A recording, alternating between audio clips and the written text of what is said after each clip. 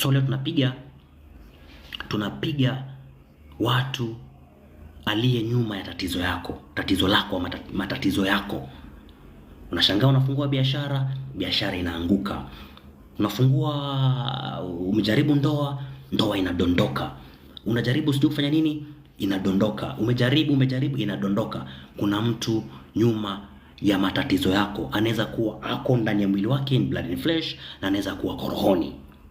Ila tutenda polepole ndo baadaye tupige, tuharibu. Biblia inasema tusikose kuzijua hila zake. Na tutakuwa ni kama tunakosea kama tukiongea mwilini alafu tuache rohoni. Na kwenye roho hapo ndo pana vita zetu. Lazima tubomoe paka kwenye misingi. Tuvunje, tuharibu paka kwenye misingi. Ukimshinda wa rohoni kwenye ulimwengu wa damu na nyama unamiliki. Ukimshinda mkuu anayeshika utawala kwenye ulimwengu wa roho, ukimpasua unamiliki. Kwa kuwa wewe mwenyewe mahali ulipo, wewe ni jasusi la mbinguni. Wewe ndio rungu na silaha za Bwana za vita. Na kwa taarifa yako unapigana na watu ambao washahukumiwa. Yesu anasema yuaja mkuu wa ulimwengu, lakini hana lolote kwangu. Mkuu wa ulimwengu ni Shetani. Kuna mahali anasema kwa habari za hukumu alishahukumiwa.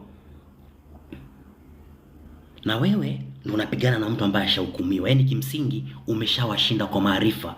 Mapepo hayana nguvu. Majini hayana nguvu. Wachawi hawana nguvu. Kwa sababu gani? Wameshahukumiwa. Ila Shetani ametumia mapepo sana, ametumia malaika wa giza sana, ametumia majini, ametumia all sorts of things of darkness, zimeshindwa. Sasa ameruka mpaka anatumia watu, anatumia roho za watu, anafungia watu chini ya madhabahu. Ndio maana kuzimu na mauti bahari itaachilia wafu, kuzimu na mauti itaachilia wafu ili wapate kuhukumiwa. Wameshikiliwa mahali. Kuzimu it's a portal ya kishetani, ni mashimo ya uharibifu hayo. Mauti is another portal. Bahari is another portal. Kuna mamlaka kabisa.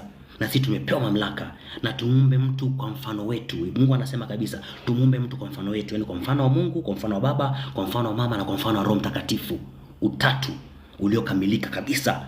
Sasa umeumbwa kwa huo mfano. Akatawale ndege wa angani, samaki wa baharini na vyote vilivyomo kwenye nchi. Muijaze nchi na muitishe. Command. Hapo ndo watu wanakosea. You command.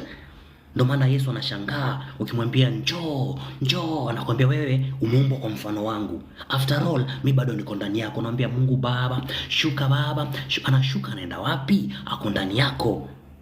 Unasema unajua Alex, ukiwapiga wachawi unalipiza kisasi, na kisasi ni cha Mungu. Ndio, kisasi ni cha Mungu kabisa. Lakini huyo Mungu ako wapi?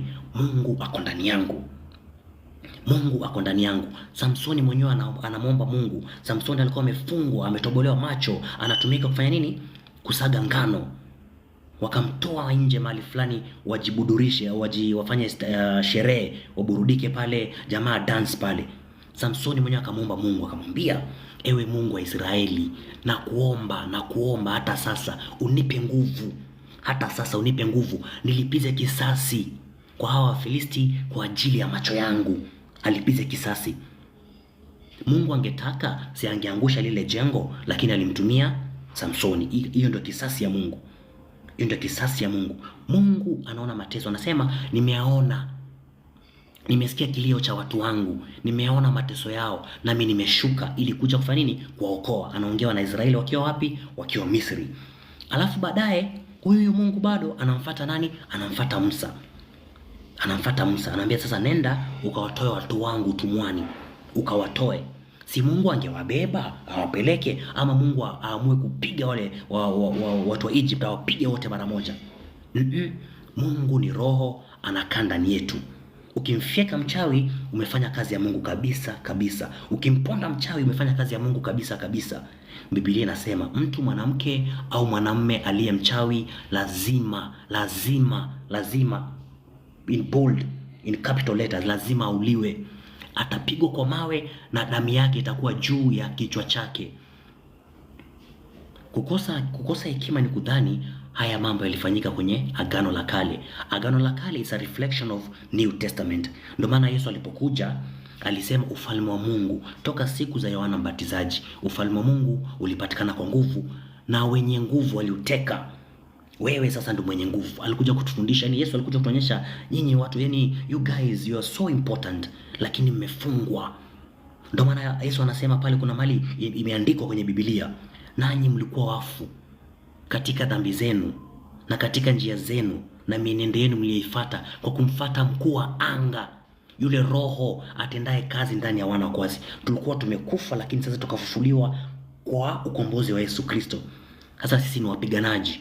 Ndio maana kuna watu wameokoka wakakataa kupigana, nyota zao bado zimefunguliwa mahali. Lakini kuna pasa atakwambia, unajua toka ile siku uliokoka sasa no one can attack you. Unashangaa mbona bado kuna watu wanateseka, mbona kuna watu wamefungwa. Nikapasta kako mahali kanaomba, kaliokoka kabisa kanaomba, lakini yale maombi yake ni oh Mungu shuka, baba njoo, tenda baba, tenda baba. Unashangaa pasta hata baskeli bado hana, ila akijua maarifa kuomba anapata.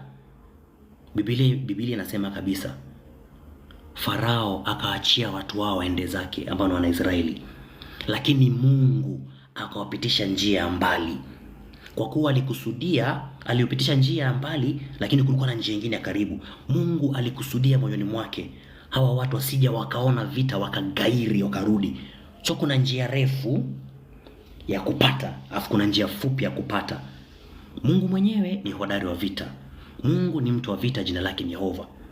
Sababu anakuona bado hujakuwa, lakini ukisimama kwenye hekima ya Mungu ya kujua mimi ndio rungu na silaha za Bwana za vita, unapiga pori, hapo panapatikana njia. Anyway, somo letu leo ni mtu nyuma ya tatizo lako. Nitasoma kitabu cha Zaburi 55 kuanzia 12 to 15. Haya ni maneno ya Daudi. Adui wake mkubwa wa nyumbani mwake alikuwa ni kijana, mtoto wake anaitwa Absalom. Absalom alitaka kugeuza serikali ya mtoto wake ya Daudi, ya babake Daudi. Mpaka ikafika mahali akasikia ushauri wa jamaa anaitwa Ahithofeli. Kwenye Biblia Ahithofeli maneno yake alikuwa akiongea ni kama vile Mungu anaongea. Akasikia ushauri wake, akaenda akatengeneza hema, akalala na concubines, yani mabibi za baba zake, akalala nao mahali kwa faraga, yani mahali watu wanaona. Akaambiwa akifanya vile ataonekana mtu mwenye. Anyway, Zaburi 55 mstari wa 12 mpaka 50 asema, kwa maana si adui aliyenitukana, si adui. Kama ndivyo ningevumilia, yani ingekuwa ni adui mtu fulani wa kando hapo, kama ingekuwa it was my enemy, basi ningevumilia hapo. Alijitukuza juu yangu, siye anichukiaye. Kama ndivyo ningejificha sinione, bali ni wewe mtu mwenzangu, rafiki yangu, niliyejuana nawe sana, tumehusiana vizuri na kutembea nyumbani mwa Mungu pamoja na mkutano. Mauti na ikupate ghafla, ushuke kuzimu ungali hai. Yani ndugu wa karibu, umemjua kabisa, kumbe yule ndo anaiba nyota. Yani ni mtu wa karibu, ni mama aliyekuzaa, kumbe yule ndiye kufunga. Ni dada, unamuita dada, kumbe yule ndiye kufunga. Ni mtu boyfriend, bwana, unamuita baby, kumbe baby anatumia nyota yako, ila anajifanya na kupenda, anajifanya vile mnaenda njia moja. Ni adui. Yule ndiye aliye nyuma ya shida yako.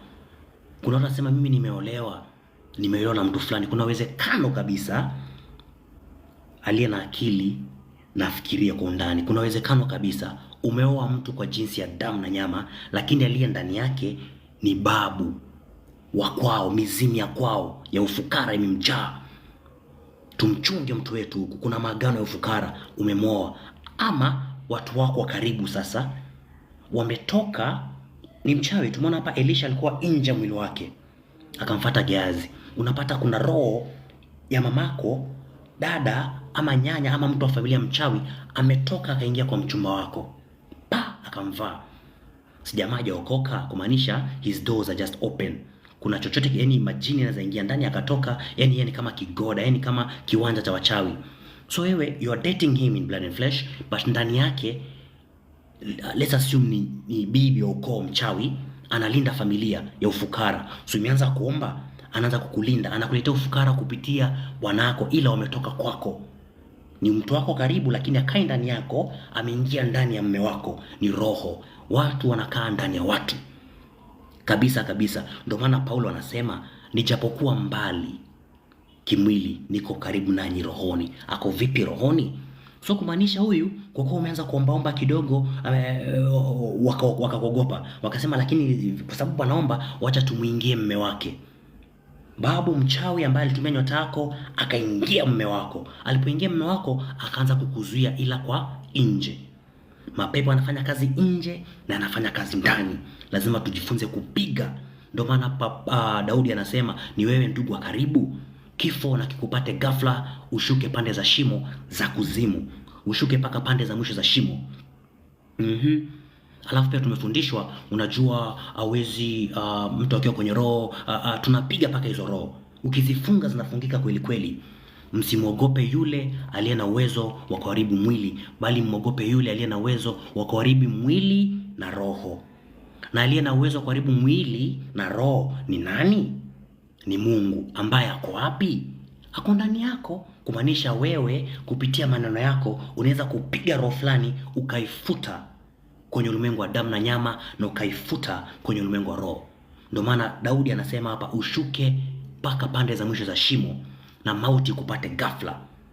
Unaweza kuambia mtu kabisa, katika jina la Yesu Kristo, ewe mtaabishaji wa maisha yangu, na kukamata, ewe uliye nyuma ya shida yangu, na kukamata na kufuta kwenye ulimwengu wa roho na kufuta kwenye ulimwengu wa damu na nyama. Anapotea piu, umemfuta. Kumaanisha umeharibu mpaka ule mwili wake, umeuharibu. Ukiharibu mwili wa mchawi, ukiuharibu, hakuna mapepo anaweza kaa ndani ya mwili ulioharibika. Kumaanisha huyo atapata mauti, atakufa, na ndo kwaheri mwalimu. Kwaheri mwalimu. Ukiomba paka mchawi afe, haimaanishi basi, haimaanishi ameacha kufanya kazi. Anatenda kazi, ila ako kwa roho. Yaani umepiga tu mwili amekufa, lakini roho yake inapelekwa mahali kwenye kitengo tofauti, inafanya kazi. Tusikose kuzijua ila zake. Unasema katika jina la, ndio maana watu tunapigana na watu waliokufa. Ni babu alikuwa mchawi, amekufa, yeye alifanya maagano ya ukoo ya watu kwa fukara. Sasa ni yeye akisaidiwa na mapepo wanaleta ulinzi wa kichawi kwenye familia. Ndio maana kuna watu wasema wacha tuongee na mababu. Mababu wanasemaje? Anachukua pombe, anafanya prr, anamwaga pombe pale, anasema babu anasema hivi, babu anasema hivi. Zile roho za mizimu mababu unazikamata, unazifunga, hazitafanya kazi kwako kabisa kabisa kabisa kabisa. Unashangaa kababu, unashangaa bwana, umeolewa kabisa, bwana anakupiga tu, bwana anakupiga tu. Haya, ukisema unyamaze, unasema na nyamaza na mheshimu, anakuambia mbona uongei? Nyamaza. Yaani naongea na wewe na uongei. Haya, ukisema mume wangu na unaniongelesha, unashindwa, jamaa anataka vipi? Kumbe anataka atumiwe akupige mpaka ufariki. Anataka atumiwe aharibu ndoa yako, ila ni watu wako wa karibu wamemwingia. Shetani akamwingia Yuda aitwaye Iskarioti. Shetani akamwingia Yuda. Piu! Alipomwingia Yuda akafanya nini? Akamsaliti Yesu. Kuna mtu tunajifanya ni baby lakini ndani yake walishamwingia. Ndio maana Yesu anasema unamsaliti mwana wa damu kwa kumpiga busu. Anajifanya baby mpaka nakudanganya, I like how you sleep. Unashindwa, huyu mimi nikilala huaga ameamka, kumbe yeye anaamka kufanya ibada ya kwao. Ni mpepo, ni mchawi, anatumia nyota yako. Msikose kuzijua hila zake. Maombolezi chapter 3 verse 5 mpaka 9 nasema amejenga boma juu yangu. Amejenga boma juu yangu na kunizungusha uchungu na uovu na uchungu na uchovu ama mateso. Amejenga boma juu yangu, yani amefika, amejenga madhabahu juu yako, akakuzungushia uchungu na uchovu, ama akakuzungushia mateso, akakuzungushia kutolewa, akakuzungushia, amekujengea madhabahu, akakuzungushia roho ya ufukara, akazungusha kutolewa, akazungusha magonjwa.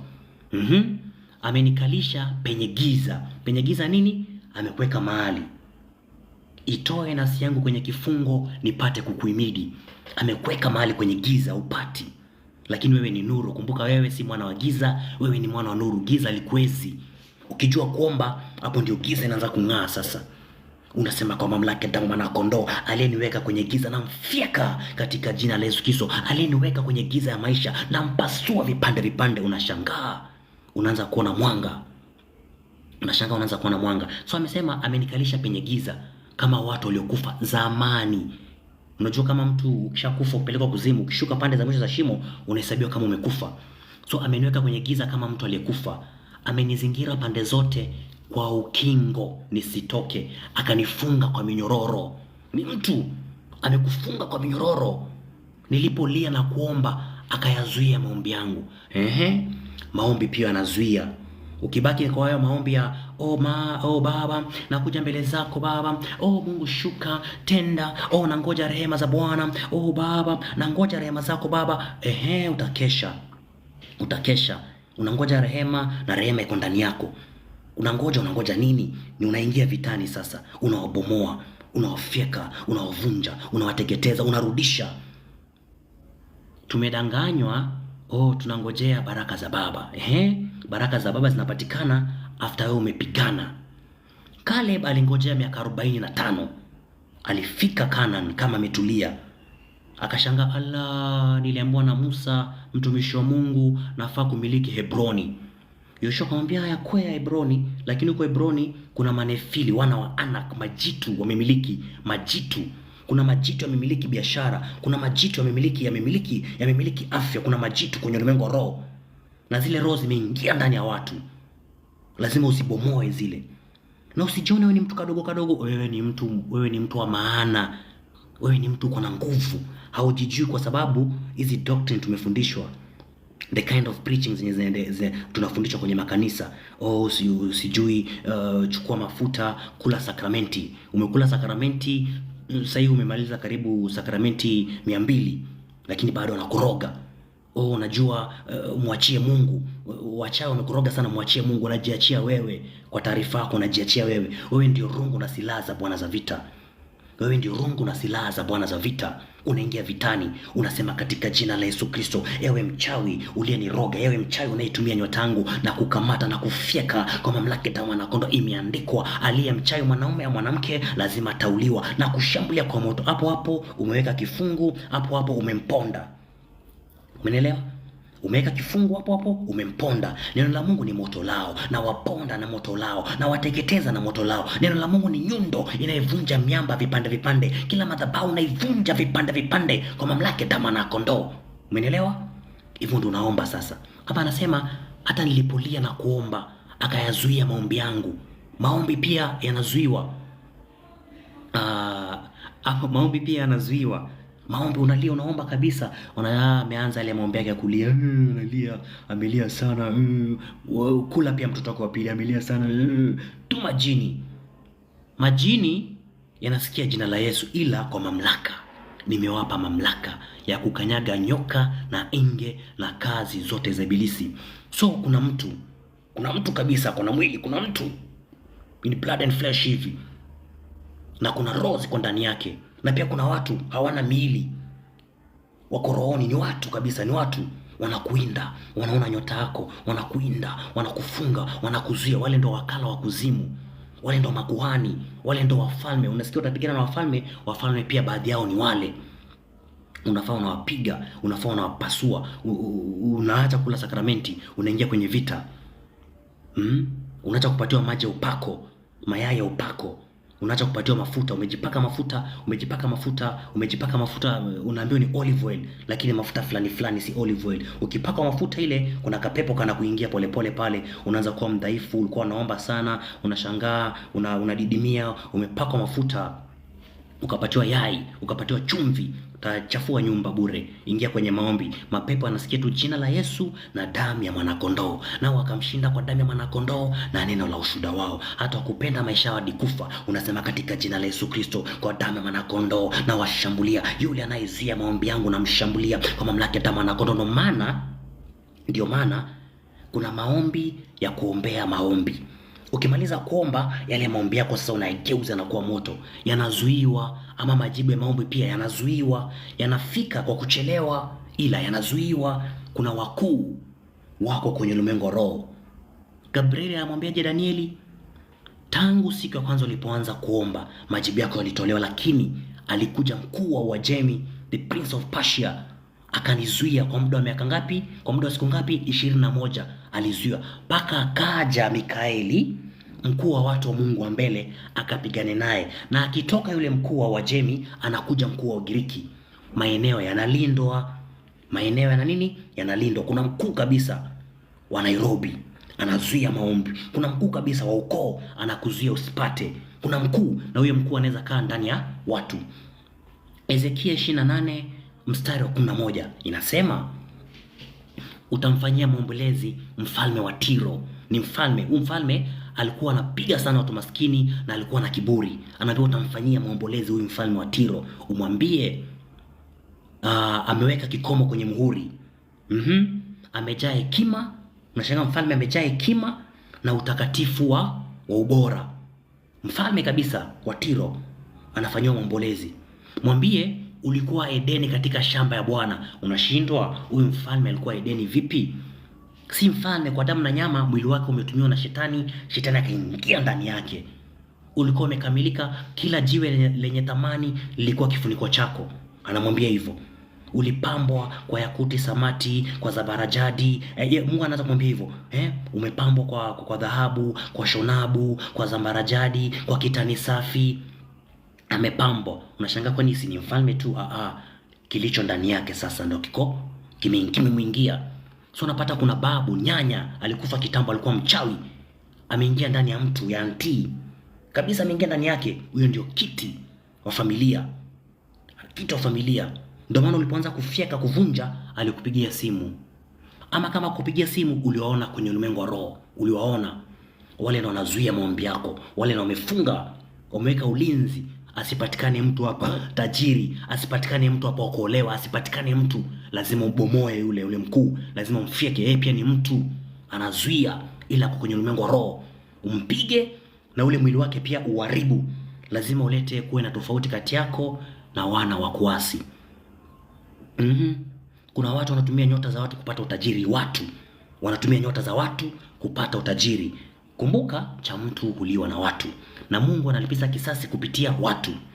Usipompiga wewe huyo nyanya ambaye anakusumbua, usipompiga wewe huyo jamaa anatumia nyota yako, mimi kwenye maombi yangu, kwenye pitapita zangu nitamfyeka. Kwenye pitapita zangu nitapita naye na hatapenda. Mimi nikipiga napiga na haribu. Biblia inasema amelaniwa mtu ule anazuia upanga wake usipate damu. Ukiingia vitani, upanga lazima utoke na damu. Biblia tena nasema amelaniwa mtu yule anayefanya kazi ya Mungu kwa ulegevu. Baba njoo, Baba nimeumia, ninakuja mbele zako Baba. Watesi wangu na waachia Baba, na kuachia Baba, utatenda kwa wakati Baba. Mungu anakushangaa, unaniachia mimi? Wewe na Mungu mnakuiana timing. Mungu anasema aya, ona rungu langu la vita linaniachia vita. Mungu anashangaa, aya, mtoto wangu jamani, jamani, huyu ndio sina namtegemea katika vita, yeye pia ananiachia vita. Unashangaa, ndio maana Mungu anakaa kuangalia, anakutanisha na watu kama uliwaona wapiganaji wa vita, wanakuambia sasa, acha maombi yako ya kujipaka mafuta, acha maombi yako hayo ya kutumia chumvi. Tunachukua chumvi, chumvi, unaombaga nini? Mnaombea chumvi, unamwaga kwa nyumba. Chumvi weka kwenye chakula, achana na chumvi, kazi yake ni kuweka ladha kwenye chakula. Wewe mwenyewe ndio chumvi. Biblia inasema wewe ni chumvi ya ulimwengu. Wewe ni mwanga wa ulimwengu, you are the light.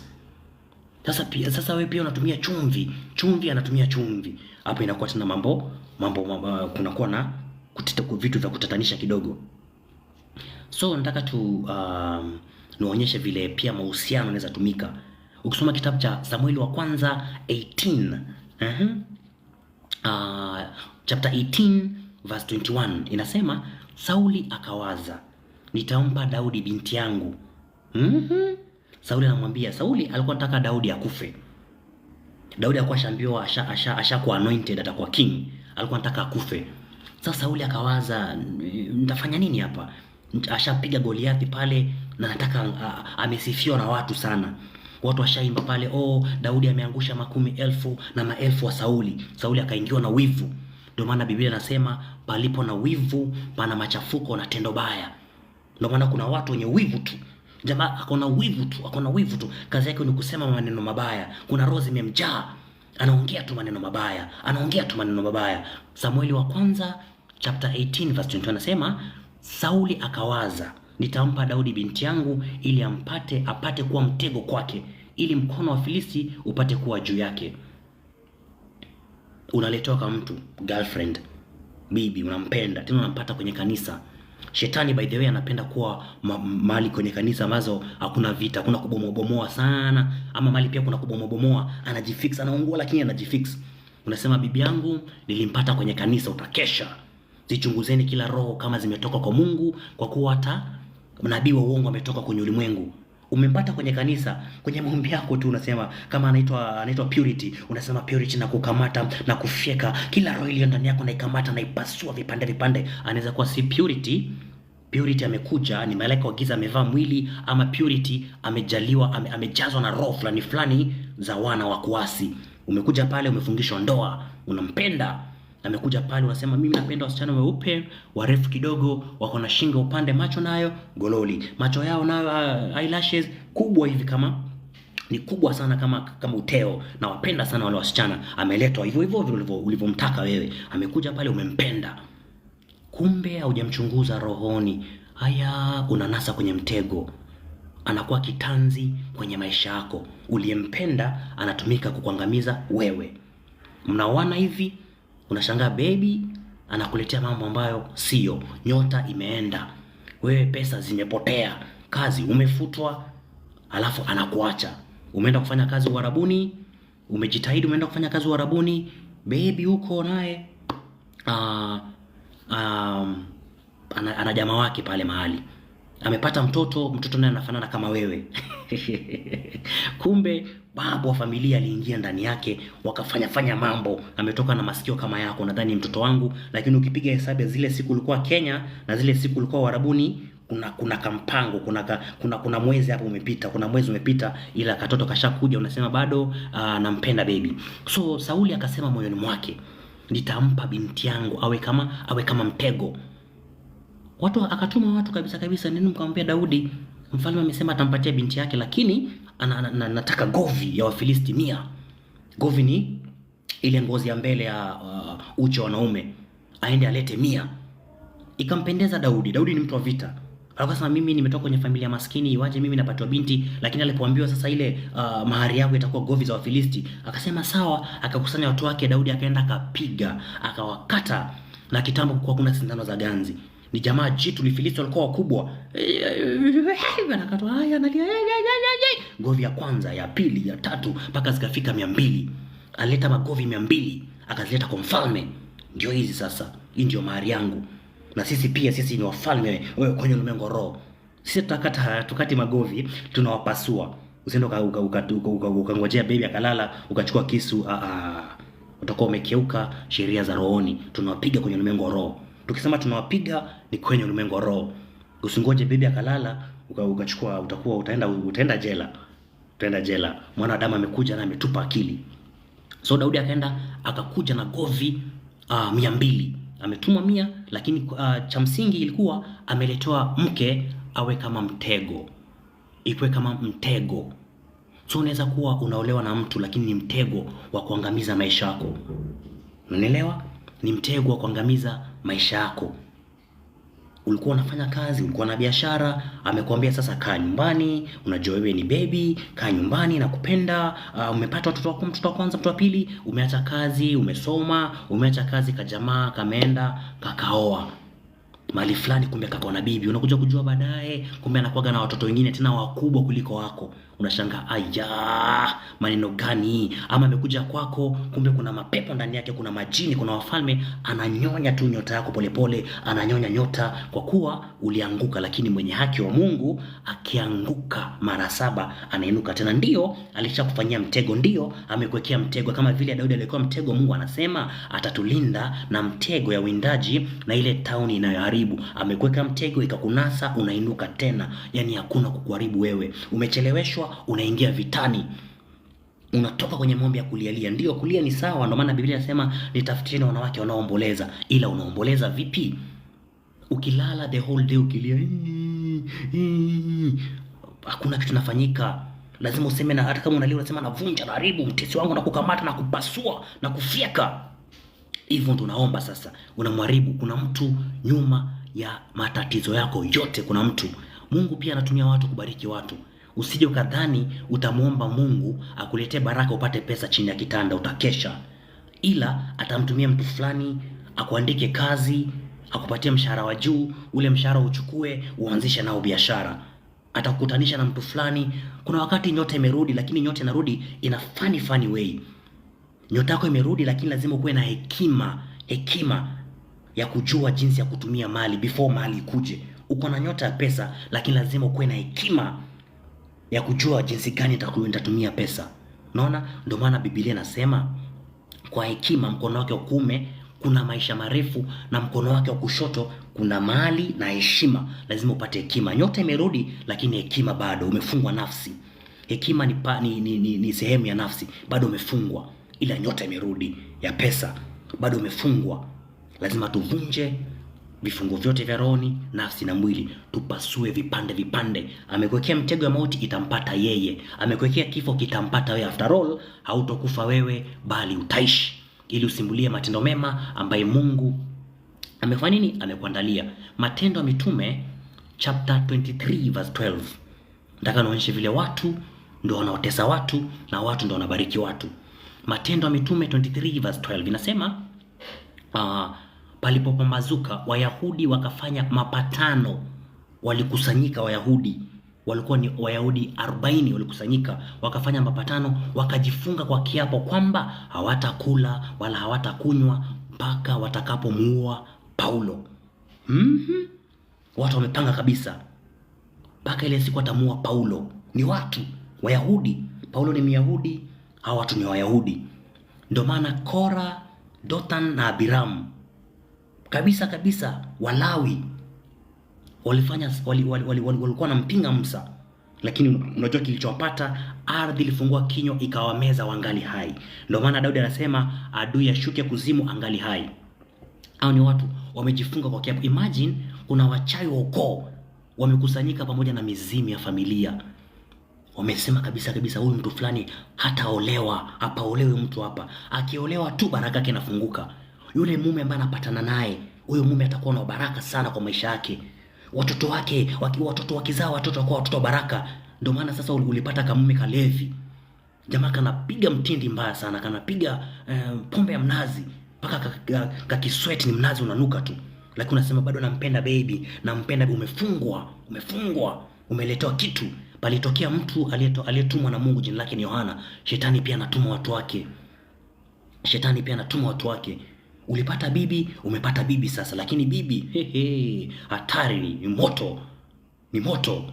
Akianza kuongea unafunga mlango, hataka afadhali ujifungie ndani ya choo, ujifanye unaenda haja kubwa, ama ujifanye unaendesha ili masaa yapite ili upate nafasi ya kulala. Kabibi ni moto kwenye nyumba. Umetumiwa mtu. Lazima tuingie vitani. Mapepo yameingia bibi yule. Yaani bibi mwenyewe pia ni moto lao. Bibi ni moto lao. Ukisoma kitabu cha rejeo tulisoma last time, Matendo ya Mitume chapter 13 verse 16. Matendo ya Mitume 13 verse 16. Hapa ni story ya Paulo na Barnaba walipofika mahali panaitwa Pafo. Walihubiri, wakafika mahali panaitwa Pafo. Pafo walipatana na Myahudi mchawi, nabii wa uongo. Ni Myahudi mchawi, nabii wa uongo.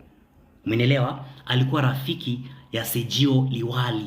Sergio ni kama governor, ni kama makamu wa rais. Huyu jamaa alikuwa rafiki yake, alikuwa mtendakazi wake, yani wanafanya kazi hapa kwa hapa. Lakini huyu jamaa alikuwa hajui, kumbe huyu jamaa ni mchawi. Kuna vitu fulani ananizuia, ila ni mtu wangu wa karibu, lakini kuna vitu ananizuia.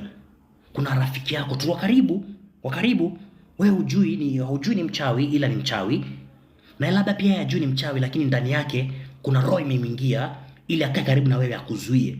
Kumbuka shetani kazi yake kufanya nini? Ni kupinga kazi ya Mungu. So huyu jamaa Ba Yesu alininio, huyu governor liwali aliwaita Paulo na Barnaba wakuja wamhubirie. Wakaona kila kitu anamhubiria, kila kitu kinaenda sawa, anamhubiria, anamwambia Yesu alifufuka, Yesu aliteswa, angalia sasa jina lake ndio jina lipitalo na majina yote. Anaona kila kitu iko sawa. Akafika mahali akaona network inakatika. Biblia inasema huyu liwali, huyu mchawi huyu alikuwa anamzuia Sergio Liwali asiwasikilize Paulo. Unaona, alikuwa anazuia elimu ya Mungu asiwasikilize Paulo. Acha nisome. Biblia inasema Lakini yule mchawi ambaye jina lake la Kigiriki ni Elima alijaribu kuwapinga Paulo na Sauli na kuwashawishi yule liwali asiwasikilize. Ndipo Sauli akiwa amejazwa na Roho Mtakatifu.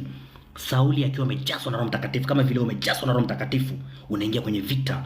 Aliye ndani yako ni mkuu kuliko aliye kwenye ulimwengu. Tukaribu kuomba. Akiwa amejazwa na Roho Mtakatifu akamwambia, ewe mwana wa Ibilisi, wewe ni adui wa kile kilicho haki, umejaa hila na uovu, haukosi kuzipotosha kweli ya Bwana kuwa uongo. Anapotosha biashara inakuwa hasara, anapotosha afya inakuwa ufukara, anapotosha kweli ya Bwana inakuwa uongo. Na sasa tazama, mkono wa Bwana uko juu yako na uko juu yako kukuadhibu, nawe utakuwa kipofu kwa muda. Utakuwa kipofu kwa muda. Jamaa anasema kitu kilimpiga ukungu akawa kipofu. Ingekuwa mimi ndio Paulo, ningeachia hapo tu, ungekuwa kipofu. Tazama, utakuwa kipofu. Ninaachia hapo. Sisemi kwa muda. Hilo jambo la muda kidogo Paulo hapo alimuonea huruma. Mimi nikikupiga na upofu ni upofu wa kwaheri mwalimu. Kwenye ulimwengu wa roho na kutandika proper, kwaheri mwalimu. Aonyoe mara mingi, akashupava shingo yake itavunjwa na dawa haitopatikana. Nikipiga mchawi na mpiga kabisa kabisa. Na unapopiga mchawi, kumbuka mchawi tumesema ni mwili wake unaweza tumika na roho mingi. Ndio maana hapo sasa unaweka kile kifungu, kila silaha itakayofanyika juu yangu haitofaulu. Unasema katika jina la Yesu Kristo, kila roho iliyo ndani ya mwili wa ule mchawi nazikamata, nazifunga. Unazifunga. Ule ndio adui. Ukizifunga zile roho anabaki hoi. Anabaki hoi. Umefunga kila kitu hapo. Unasema katika jina la Yesu Kristo, kila madhabahu iliyotengenezwa anaitumia naifunga. Wachawi wana njia fulani, ukimpiga, ukivunja madhabahu yake anaazima madhabahu. Kama vile Balaam alimwazima Balak ambaye ni mchawi. Anaazima usaidizi. Yeye anasema mimi ni wa kitengo cha chini ya maji, wacha niombe usaidizi kwa watu wa ardhini. Anaazima madhabahu. Ile shida yako inang'olewa kwa hii madhabahu, inapelekwa kwa hii madhabahu.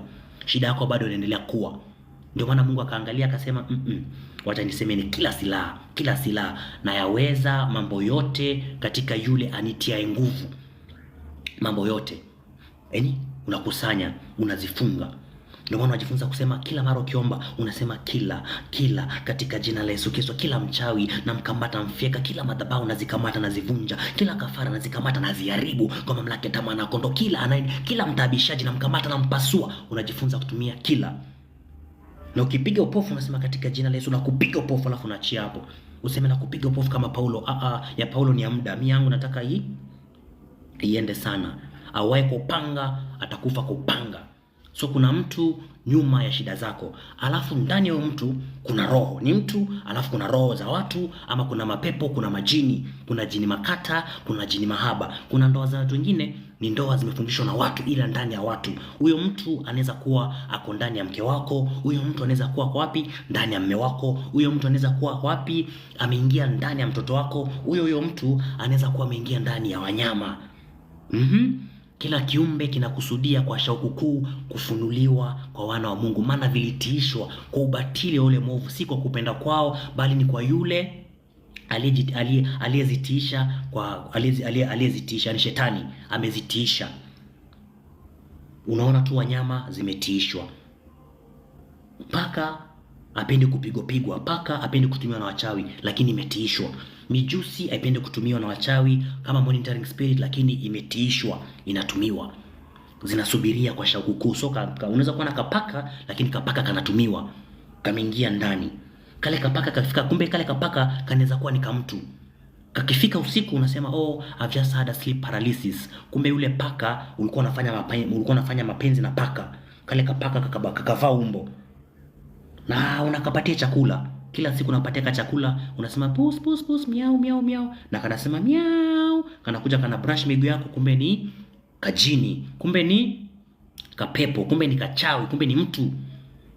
Uko na majibwa. Kuna watu wameota ndoto wanafanya mapenzi na wanyama. Na wale wanyama pasipo wao kujua ni wale ambao wanaofuga wao. Spiritual husband wako ni mnyama, anageuka anachukua umbo la mnyama. tusikose kuzijua ila zake, tuvae silaha za Bwana za vita, tuingie vitani. So ukipiga zile roho, unapiga nguvu iliyo nyuma yake. Hiyo nguvu inalinganishwa na nini? Na kafara iliyotolewa, na ukubwa wa kafara ambayo imetolewa. Pakitolewa damu ya mtu, kunakuwa na nguvu kubwa. Yale mapepo makubwa, majitu na watu, roho za watu ndo zinatumwa pale, wanatumwa wafalme. Ndio maana wafalme wao tutawafunga kwa pingu za chuma, na wakuu wao tutawafunga kwa minyororo. Wakuu wengine ni watu, tunawafunga, tunawaponda, tunawafyeka, tunawaharibu. Ndio maana Yohana Mbatizaji aliona Masadukayo, akaona Mafarisayo, akawaambia, enyi kizazi cha nyoka. Ni nani aliwaambia muepuke hukumu itakayowapata? Biblia inasema, nami nimeleta uadui kati yako na huyo mwanamke, uzao wako na uzao wa mwanamke utakuponda kichwa. Yaani kuna uzao wa nyoka, alafu kuna uzao wa mwanamke. Sisi ni uzao wa mwanamke. Ndio maana Yesu alipotaka kuja kwetu, alikuja kupitia mwanamke. Yesu pia ni uzao wa mwanamke.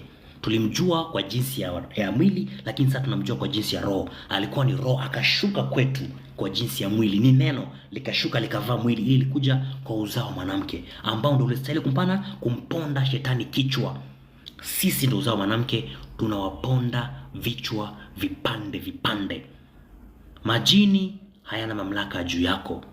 Mizimu na wachawi hawana mamlaka, wale ndio wana wa kuasi. Tunawakamata, tunawafyeka, tunawavunja kabisa. Alafu kumbuka, haya ni maombi ya kila wakati, ni maombi ya kila siku. Inaweza kuwa ni mama, lakini mama hayuko. Mama alishatolewa kwenye mwili, watu wanaibiwa.